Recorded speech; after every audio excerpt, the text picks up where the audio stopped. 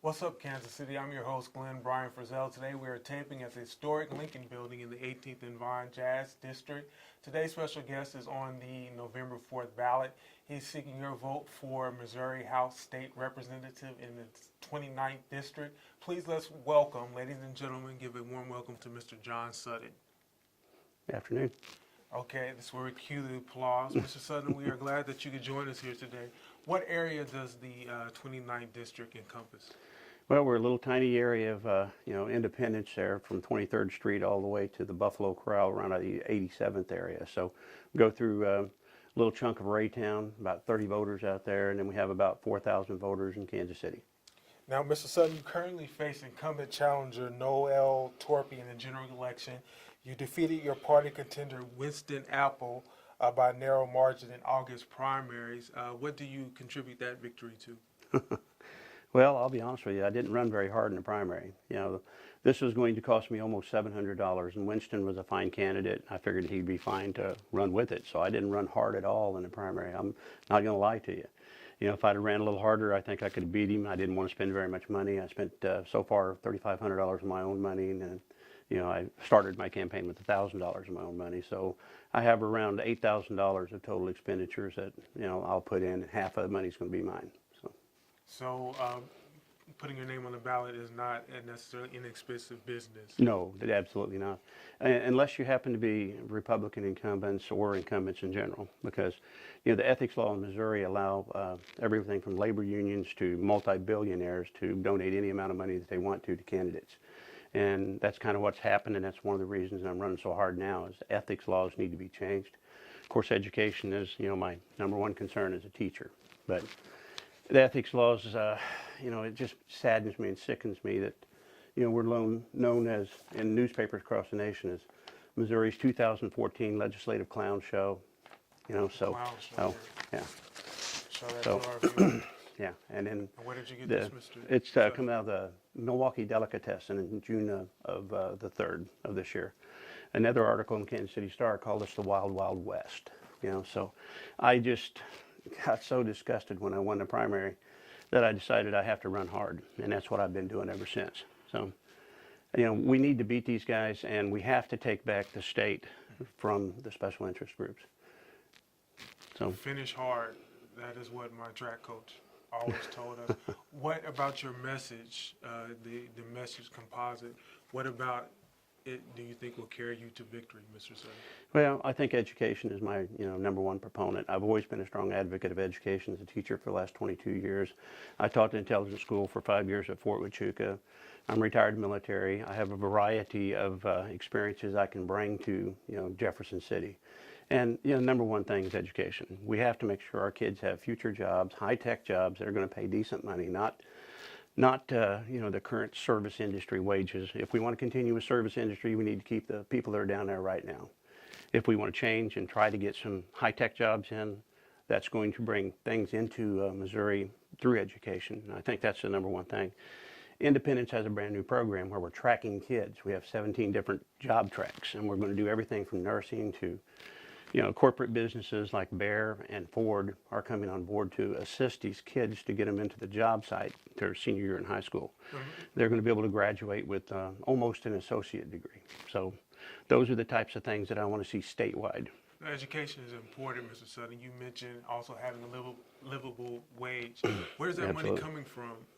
You hire someone, you give them $10, $11 an hour. Not necessarily livable wage, but not necessarily I'm going to go on food stamp wage as well. But where do you get those livable wage dollars from? Private sector funds? No, it almost is going to have to come from private sector funds.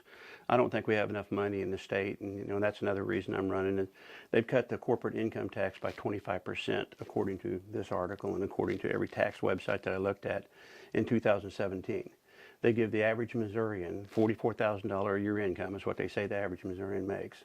0.5, half a percent, which equates to $32 a year. And they're going to cut corporate taxes by 25% and business taxes. Mm-hmm. So that's why I ran, and that's why I decided to run so hard, is because, it's just not fair. If they're going to cut my taxes by $44, then without tying any job production whatsoever to the corporate taxes. I remember the Ronald Reagan years, trickle-down economics. You give those top rich 1% wage earners out there 15% tax break and they'll reinvest it in America. Didn't do it. They took the money, stuck it in their pocket, outsourced all the jobs, and everything we have left is pretty much service industry and low-income jobs. There are a few union jobs left. I'm a strong union guy. I was sponsored by MSTA, Missouri State Teachers Association, Missouri National Education Association, and the actually school administrators political action group called Better Schools. So those are the 3 endorsements that I got from labor. Everybody else was too afraid to go against an incumbent because they were afraid of retaliation. And I think just like education, Torpy's turned his back on education this time with all the budget cuts that we've got coming. If the budget actually passes, the 2017 is not overturned, schools are in serious trouble. We're going to be following Kansas down the yellow brick road, to bankruptcy, and schools are going to be overcrowded, and they're going to be closing schools like they are over there. I'm a strong proponent for local school districts being maintained and controlled by local school districts, not taken over by the state. If the school district is too big, and personally, that's what I've always thought, Kansas City is just too big. They should bust it up in a couple, 3 pieces and let local schools be in local communities ran by local school boards.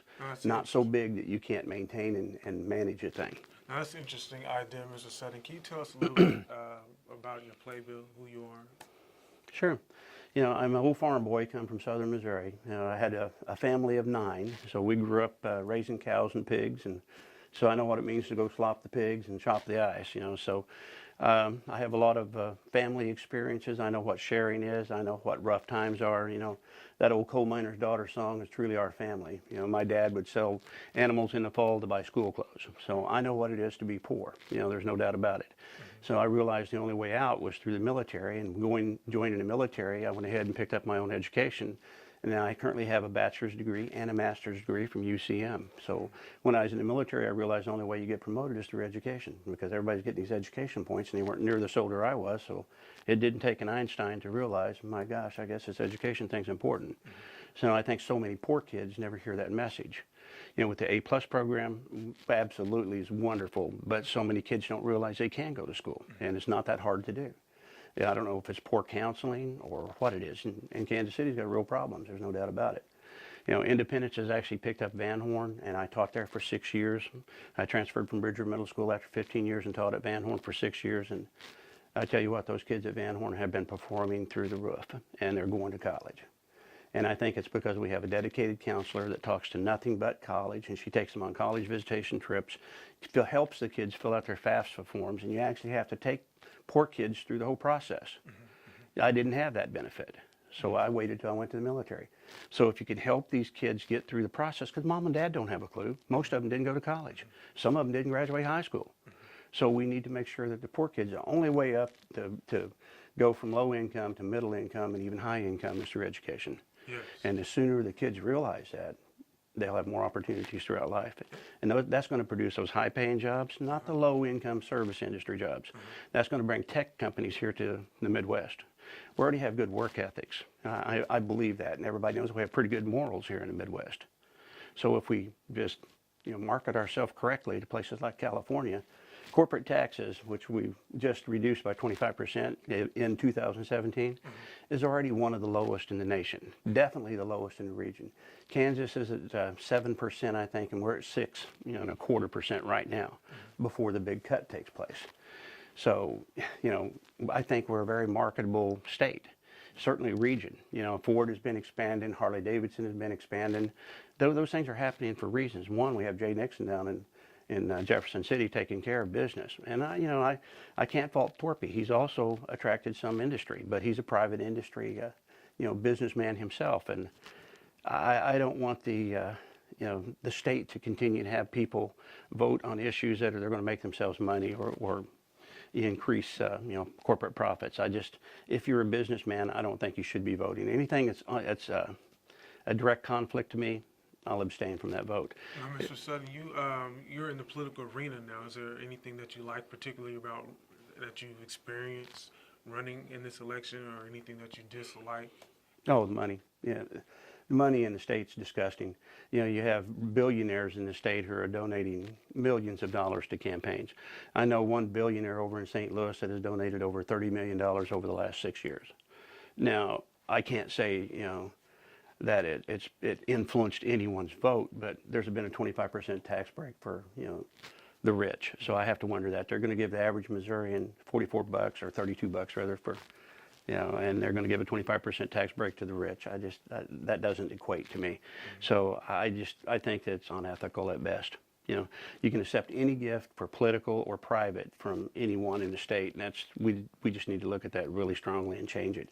You know, I know if I don't for some reason get elected, which is going to surprise me to death, to be honest with you, come next Tuesday, I'm going to work to try to change that law anyway. You know, I know that we have initiative state here, and I'm going to see if I can get initiative on the ballot, get it on the state, because I guarantee you 99% of Missourians, Republican or Democrat, are going to vote to limit the amount of money. The only thing I can say Kansas has done right in the last 4 years, that's a guarantee, is $250. That's a guarantee. Yeah, the $250 limit in Kansas is the right idea. You know, no one should donate more than that amount of money to any campaign. Mr. Sutton, we're on the right track here. Could you give us a page out of your political playbook? Why should voters vote for you? 2 reasons. You know, I'm a strong proponent for education. I know what education can do in my personal life, my family life. I have a daughter who has a PhD in pharmacology. My wife is a nurse. My son-in-law is a nurse. I've got 2 nieces and nephews that are teachers in Blue Springs. So, you know, I've seen what education can do to an average poor family in the state of Missouri. And I think it can do that for any family in the state. And then ethics. You know, I've just been so disgusted when I see other, you know, states and newspapers making fun of Missouri and our legislature. We need to bring some honor back to the legislature in Jefferson City. Of course, we need to do that in Washington, D.C. too. I'm so tired of the political gridlock. You know, it just disgusts me. But I think that's the real reason. We need to get more average Missourians, average Americans to run for these offices, but we're going to have to figure out how to get the big money out. We thank you for your time, Mr. Sutton. Do you have any final words for our What's Up Kansas City viewers?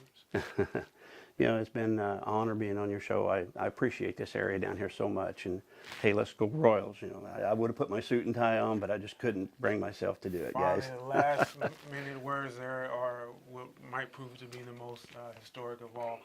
Guys, go out and vote on November the 4th. Mr. Sutton is seeking your vote for which district? 29. 29th District, Independence. I am your host, Glenn Brian Frizzell. Go online, check out more video at www.whatsupkansascity.net. And remember, the sky is the limit. Aim high. Aim for that blue moon. If you miss it, at the very least, you would have landed among the big, bright yellow stars. Till next time, take care. Thank you. CMG wants you to always remember, the victory we call success goes to the best prepared. When you invest in your community, you're really just investing in yourself. Thanks.